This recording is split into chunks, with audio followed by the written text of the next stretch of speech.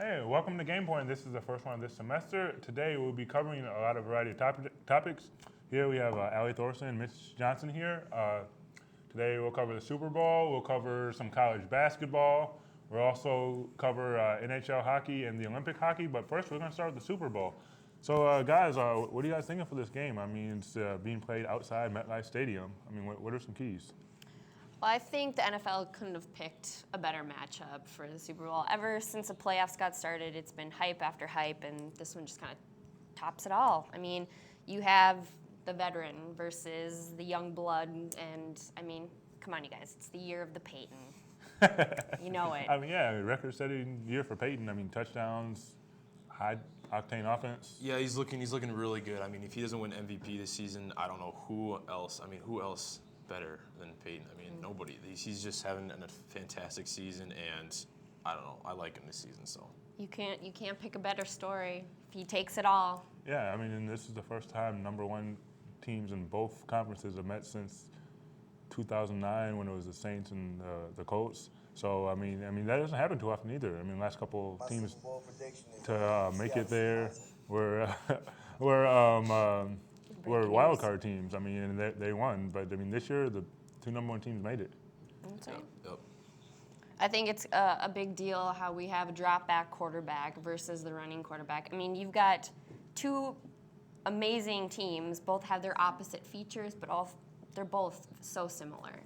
Yeah, so what do you guys see for key injuries for the Broncos? I mean, which ones kind of stood out for you? I mean, a lot of people practice and everything. Well, what stood out for me was Peyton. He's his ankle is bothering him a little bit, but I mean, everybody looked so good. And everybody was just healthy. The only injury that for Denver that we noted was Sion Foy from D tackle for the Broncos, and that's everybody else just looks healthy though. So it's I don't know. It's going to be a great matchup. So. What about that illness for Matt Prater? Do you think that might affect him, or do you think he'll be good? I mean, he's a really good kicker. I mean, he really is, but he's always been clutch. I don't see it being a problem. It's Super Bowl. It is Super Bowl, right? And then that ankle for Peyton Manning. I mean, also cold weather, that might affect him. I mean, he's not that great in cold weather, and then there might be a snowstorm possibly. So I don't know, postponing, or they're just going to roll through it. It's Super Bowl. They can't postpone it. Well, Nothing there has been talk about moving it to Monday. If the weather doesn't hold up. I think everything is gonna go pretty much smooth. They'll play no matter what. I'd be hurt if it was on Monday.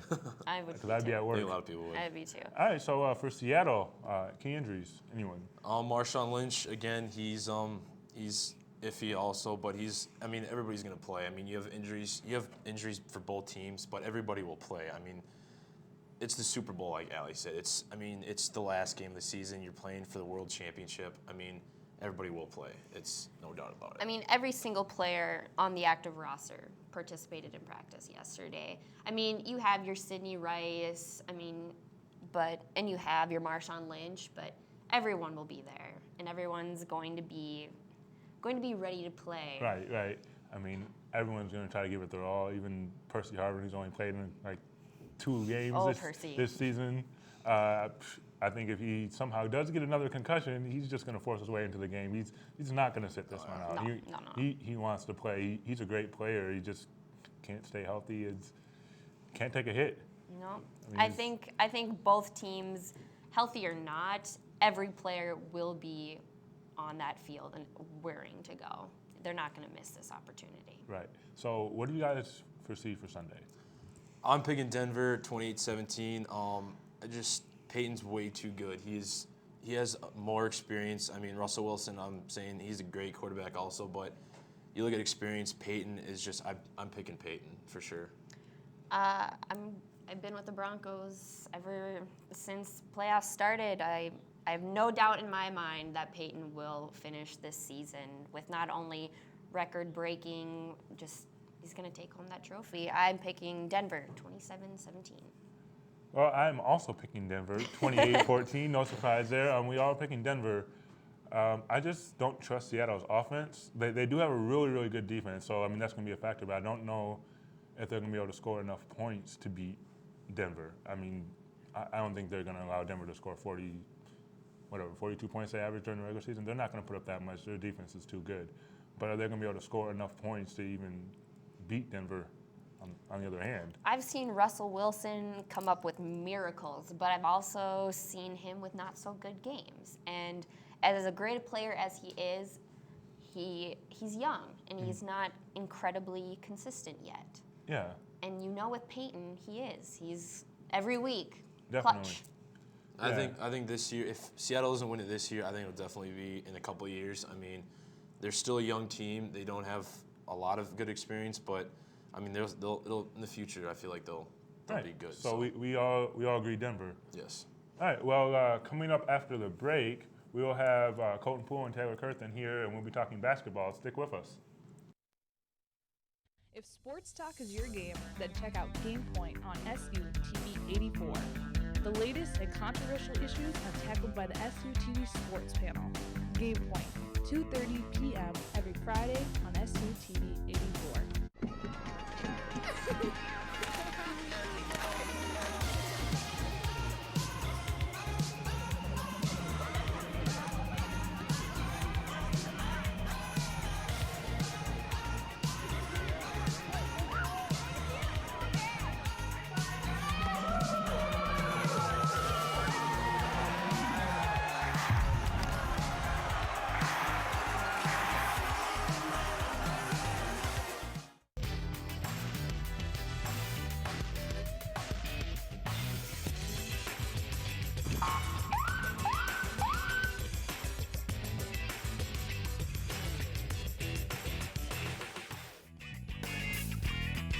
Hey, I'm Mariah, and I'm at Bus because not only does it save me money, but with 20 different routes, it makes getting around Fargo much more convenient.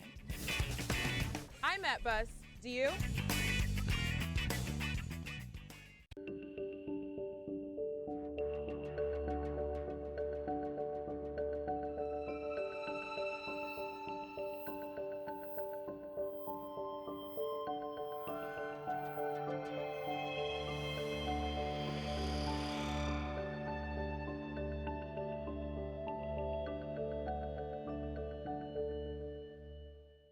You are watching SUTV 84, NDSU's student campus channel. To find out about the latest styles and trends and to keep up on all the latest gossip, watch The Herd at 5 p.m. every Monday on SUTV 84.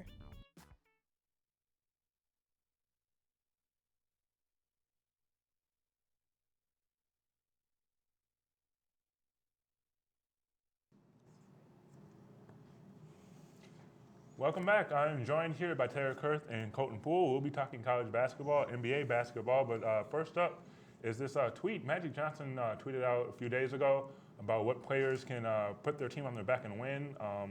If we could bring up that graphic, please.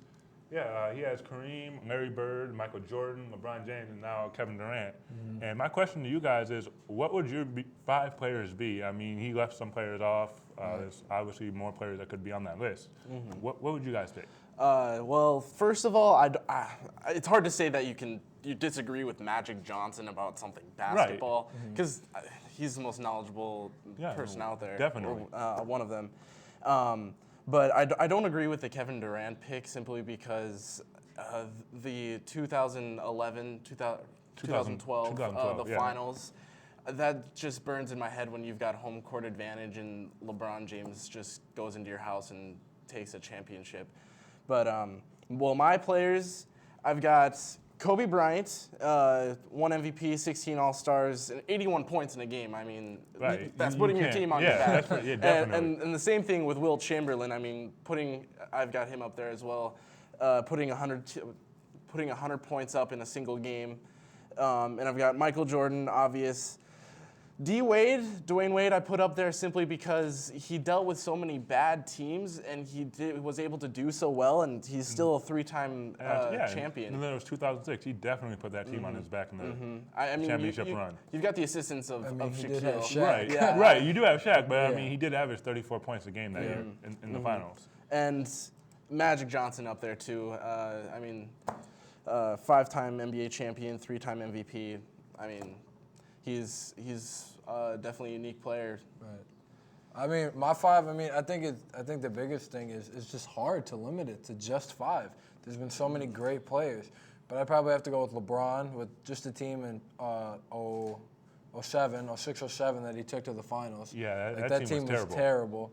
And same token, AI, the team he took to the finals in 2000, 2001, that was a terrible team. Oscar Robinson, Mr. Triple-Double himself, the only guy to ever average a triple-double. Kevin Garnett, for all he did in Minnesota, 10 straight years into the postseason. And then I'd put Magic there as well. I left Michael off just because before Michael had Scottie, he never had a winning season. So I just had to leave him off just on that alone. I mean, that is true. And without Scottie, he didn't win a championship too. Exactly. So, Right. I mean, that's definitely Yeah, a great point. he's always an afterthought when they bring up Michael Jordan. Yep. I mean, not taking anything away from Michael Jordan, he was great, but I mean, you gotta give Scottie Pippen some credit for that too. For sure. All right, well, my 5 was D Wade. I had Shaq. I had Wilt. I had Jerry West, and I believe you also had Magic Johnson on that list. I mean, yeah, it's so hard to just limit it to 5. There's so many different It really guys. is. I mean, Shaq, that was one of the most dominant stretches Yeah, I've seen by for a sure. big man when they had their first three-peat. Yep. I mean, he just dominated. Yeah, that's just another image that burns in my head is just Shaq throwing down on so many guys and pointing to Kobe or whoever passed. Right. Right. I mean, that's definitely some great moments in NBA history right there. Yeah, and definitely Wilt Chamberlain. I mean, you can't fault him for not winning as many titles because, I mean, when you run into a team like the Boston Celtics in the 60s and they had like 5 or 6 Hall of Famers on their team, there's nothing you can do about that. And if you're just looking at the time period that he played in, I mean, he was 7 foot and he just towered over everyone, and all he needed to do was drop, step, dunk. Yeah. And when they changed the rules because of the free throw, I mean, the free throw was originally you could dunk from the free throw line and get the point. But Wilt was the only one who could ever do that. So they're like, all right, well, let's just change the rules. And that's when the free throw actually came in. So when the rules are changed for you, Yeah. I'd kind of say I kind of regret leaving him off my list. Yeah, definitely. And then they widened the lane 2 for him too to try to stop him. That didn't work. Yep. I mean, and 50 points a game is 50 points a game. I mean, doesn't matter what area you're in. I mean, that's crazy. That's a lot of shots. Definitely fun to play with on NBA 2K. yeah, definitely. Well, speaking of the NBA, there's a couple freshmen in college now that are would be first-round picks next year. Yep. But they're thinking about staying back for their sophomore season. How do you guys feel about that? Jabari Parker is one of them, small forward for Duke. And, him staying, I mean, I could see it because he played AAU with Jahlil Okafor, and he's played with Tyus Jones, and those are Duke's big 2 recruits that are coming in. So I could see why he would. I mean, him and Jahlil are real close friends, and they'd be the 3-headed monster, and they'd have to be the favorite going into next year. Right. So I could definitely see why he would stick around. I'm pretty sure he doesn't need the money. Yeah. And this is just a general thing for me. And I think an NBA prospect has much more a better shot of surviving in the NBA if you let yourself develop in college a little bit. I mean, to go through those growing pains. I mean, obviously there's exceptions to that. There's LeBron James straight out of high school, Kobe Bryant straight out of high school. I don't think Kevin Durant really needed that year of college. He probably could have came out of high school. Exactly. But I think unless, I guess Andrew Wiggins might be up there, but just getting those mistakes out of the way. Yep. I mean, and learning at a bigger level. Right, because I mean that's a big jump just from high school to college, and if you just go from high school to NBA, I mean that's a struggle bus for a lot of people. I mean, Kobe Bryant didn't do too well his rookie season, but I mean he still turned it around. But I mean you don't always have that instant success. There's lots of failures coming straight out of high school. But Julius Randle, he's really surprised me this year. He wasn't really, I mean, he was hyped coming out of high school, but all you heard about was the Harrison twins coming to Kentucky, and Julius Randle's been carrying that team this year. Yeah, for sure. And Julius Randle, I mean, he looked like a man amongst boys out there. Oh yeah, definitely. And so with Aaron Gordon, excuse me, Eric Gordon's an NBA player. Aaron Gordon over at Arizona, I mean, he's doing pretty well too. I don't know. I think he'd benefit from staying an extra year right now. Just, I don't know. He hasn't looked as they're, hyping him up as the next Blake Griffin. And he just hasn't been, Blake Griffin was averaging almost 30 points a game. Yeah. Where Aaron Gordon's only averaging, I think, 16. Right. So I think, he'd benefit. I mean, they'd all benefit from another year, but I think right now the only ones that I could really see making the jump are Wiggins, Embiid, and Parker. Yeah, definitely. Well, that's all the time we have for this. Coming up next, we will have Joel Sipper in here and Mitch Johnson talking about Olympic hockey and the Minnesota Wild. Stick with us.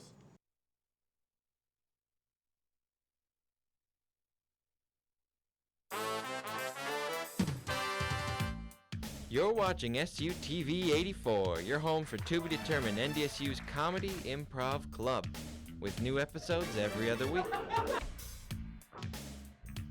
Jitters is the NDSU Campus Community's coffee hub. Conveniently located right next to campus, Jitters Coffee has a wide range of amenities, including comfortable seating, Wi-Fi, and an assortment of beverages. Jitters is here to meet your needs, whether you're looking to relax and socialize or study in a rich, active environment. Be sure to make your way over for your morning brew, a bite at lunch, or for a break between classes. Get your fix only at Jitters. The NDSU Bookstore, where every true fan and alum goes to get their pride on. Gear up with a variety of high-quality t-shirts, sweatshirts, hats, and more.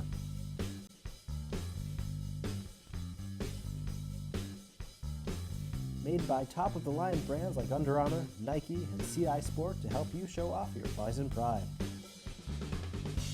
The NDSU Bookstore has everything you need in your two favorite colors, green and gold. Deeks Pizza. Prices with the student in mind. Fast delivery and conveniently open until 3 a.m. Order by phone at 701-235-0708. Order online at deekspizza.com or order with Deeks' easy-to-use mobile app. NDSU. Make Deeks your choice for pizza this semester. That's Deeks. Great pizza that won't empty your pockets. If sports talk is your game, then check out Game Point on SUTV 84. The latest and controversial issues are tackled by the SUTV Sports Panel. Game Point, 2:30 p.m. every Friday on SUTV 84.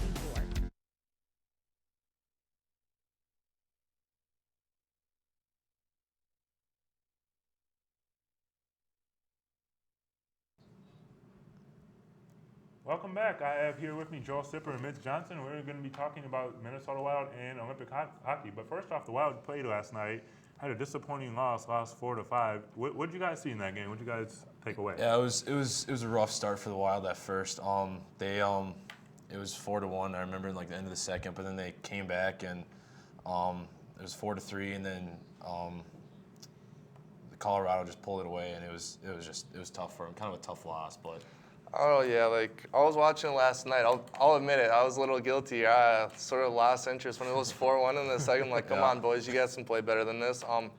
That top line though, with Granlund, Parise, and Pominville, they've been stepping up. It's nice to see Michael Granlund sort of fill into his hype or everything that he's just been hyped coming out of Finland. And it was nice too because the Wild have had problems putting the puck in the net this year. I mean, they're 26th in the NHL for goals for, and even though they lost, it is nice seeing them pop in 4 goals. Yeah, I mean, that's something I really noticed. I didn't really watch the entire game. I watched part of the second period, and when I was watching, I was noticing they're having a really tough time scoring, especially even on the power play that they had in that period. But they weren't doing too bad on the defensive side, but they just can't score. Yeah. Speaking of the defenseman, Ryan Suter, he's a workhorse back there. Leads the NHL in ice time with 29 minutes and 38 seconds. I mean, that's insane.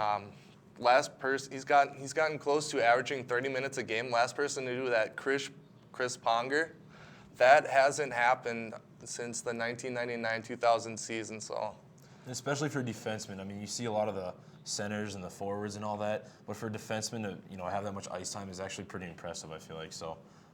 It looks really good for stats for him and everything. So yeah. But So looking forward for the rest of the season, where do you see the Wild ending up? Do you see them in the playoffs? They should be in the playoffs. I mean, I'm expecting it. They should. Yeah. Anywhere from 6th to 8th place in the conference, I see them. That's realistic for me. Yeah, the upper half of the bracket is just too strong right now. And I mean, the Wild, they're doing good and stuff, but yeah, I see them in the lower half of the standings, and hopefully they can take out one of the top seeds in the playoffs. That'd be really cool. But we'll see what happens. So. All right, so I mean the Olympics start soon. Last time we lost to Team Canada in 2010. I remember watching that game. I was really disappointed. Came away with what, silver? They came away with silver, but it was that year. one heck of a game, though. One heck of a game, definitely. You guys see us getting that gold this year? What are you guys seeing for the Olympics? Well, when I look at the United States team, they still have a lot of guys returning, 13 members returning from that Olympic roster. You hear the lines here. You look around overall, those are solid lines. I mean, Zach Parise and Patrick KANE on one line, that's an all-star team. Every single person on the U.S. team is all NHLers. Looking at these guys, they're all solid. And then, two, you have the tournament MVP returning with Ryan Miller, and then, two, Jonathan Quick. So they got a lot of depth at the goaltender position and a lot of depth at defense. Yeah, it'll be a great Olympics. I think, hopefully it'd be how about a rematch in the gold medal game for Canada and USA? Yeah, that'd be USA something takes else. This one. That'd be cool. But no, and then today actually just announced the captains for Team USA, and Zach Parise got the role as captain, and then you have Dustin Brown and Ryan Suter as the assistant captains. So that's cool to see two Minnesota Wild players represent for captains too. Yeah, and then when you look at that roster for Canada, that's something else all around the board, like the lines that they have up there. You just like Sidney Crosby, Jonathan Taves, Patrick Shark, Ryan Getzlaf, Corey Perry, Rick Nash, they are all solid scorers. I mean, 5 of the top 10 scorers in the NHL are on Team Canada. At the same time, too, they're a big physical team. Like, they can play both ways defensively.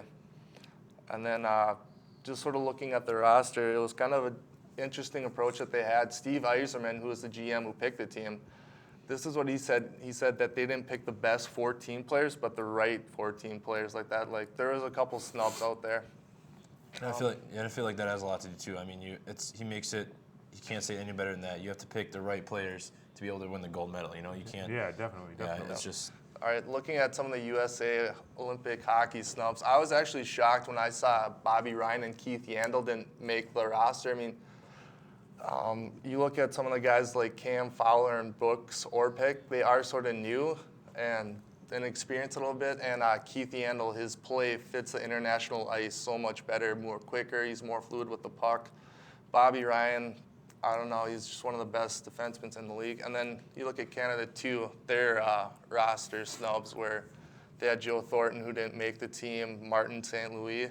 A lot of goal scorers, but it's a little surprising seeing talent like that get left off the roster. Yeah, definitely. But it can't just be all about talent. You got to find that balance. Otherwise, talent doesn't always win games. You got to have balance of the right players. Yep. That's sort of the thing too. Is like you see someone like Thornton or St. Louis get left off the roster. Well, a guy like Chris Kunitz, it's not one of the most talented goal scorers in the league, but he's on the same line with Sidney Crosby in Pittsburgh. I would imagine that they're going to be matched up together. Yeah.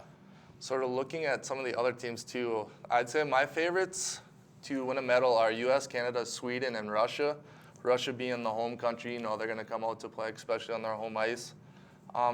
Seeing Sweden's roster, it's kind of interesting because it's more of a finesse roster. Like they can definitely put the puck in the net, like with the Sedin twins, Alex Seen, Henrik Zetterberg, and they have young guns like Gabriel Landeskog, youngest captain in NHL history, Calder Trophy winner, and then Erik Karlsson, who's one of the best scoring defensemen in the league. The only problem that I see with Sweden is they lack a big physical play and they don't have much defensive mindedness. Yeah, I think it'll be a great Olympics. It'll be entertaining and fun for everybody. So. Yeah, I'm hoping they bring home the gold medal this year. That would be really exciting. I would definitely be sitting down to watch the Olympics. And then looking at Russia, they really haven't shown up to like the past couple Olympics, especially for the talent that they have on the roster. Only 4th in 2006, and then they got 6th in 2010. Definitely a letdown. You have guys like Alex Ovechkin leads the league in scoring. Evgeny Malkin, Pavel Datsyuk, he's just a wizard with the puck. He can dangle, he can shoot, he does it all. And then you have an interesting character like Ilya Kovalchuk, who used to play for the New Jersey Devils. I remember he retired this offseason, or he moved over to the KHL, which is the Russian league. A little surprising what happened to him. He walked away from a $77 million contract in the NHL to go play in his home country. Ooh, that's a lot of money you turned down. That's a lot of money. I don't know. I bet you he did get a lot of money in Russia, but still, I don't know. What's your price? I don't know. I mean, there's something about playing for your home country. I mean, you see it in basketball a lot. I mean, people would rather play in the U.S. who are from the U.S. than play overseas. And as soon as they get that opportunity to come home, they jump on it, even if they aren't making as much money. Yeah, I feel like Russia will be strong this year too, just because they are the host country. I mean, they're gonna be wanting a gold medal just to keep it home with them. So I think for my picks, really like some people might not view it as. Some people think that it's Canada's tournament to lose. I think the U.S. is going to edge them out in the gold medal game. You got Canada in second place. And then I feel like Russia, they're going to medal in their home event. They'll get the bronze. yeah, I'd have to agree too. I think it'll be USA and Canada for the gold medal, and I think USA will take this one too. After the last gold medal game, I mean, they just want to take a gold medal home for us. So I think they will too. I'm definitely going to agree with that. USA going to take home the gold. If there's a wild card team, would you say it's Team Russia then? I would say Team Russia, yeah, because you look at them, they can move the puck a lot, they can score, but they don't have a lot of depth. Like their top two lines are stacked and like top defensive pairs stacked, but really you look down the roster, there's nothing else. Like you don't have that many NHLers. Most of them are from the KHL or their home country. Yep. All right, well, the Olympics are coming up pretty soon, so make sure you watch that. I would like to thank Joel Sipper here, Mitch Johnson, Alli Thorson, Taylor Kurth, and Colton Pool. Thanks for joining us. Until next week here on Game Point. All right.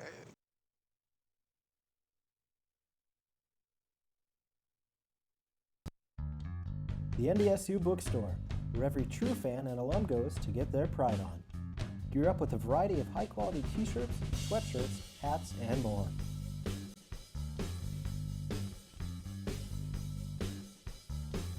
Made by top-of-the-line brands like Under Armour, Nike, and CI Sport to help you show off your Bison pride. The NDSU Bookstore has everything you need in your two favorite colors, green and gold.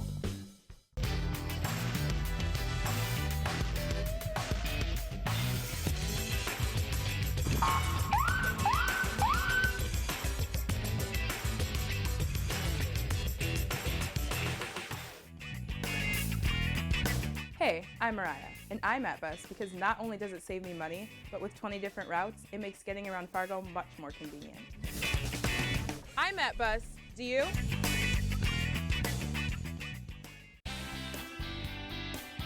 Deeks Pizza. Prices with the student in mind. Fast delivery and conveniently open until 3 a.m. Order by phone at 701-235-0708. Order online at deekspizza.com or order with Deeks' easy-to-use mobile app. NDSU. Make Deeks your choice for pizza this semester. That's Deeks. Great pizza that won't empty your pockets.